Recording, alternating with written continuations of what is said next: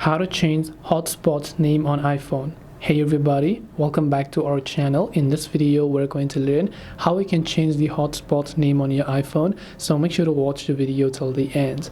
Now whenever you are trying to give access to someone for your personal hotspot, a certain name is going to appear, and if you'd like to change how that name looks, well, you have to change the name of your iPhone. So when you change the name of your iPhone, then whenever you connect your personal hotspot to someone else's iPhone, your name will be shown in the new name that you chose.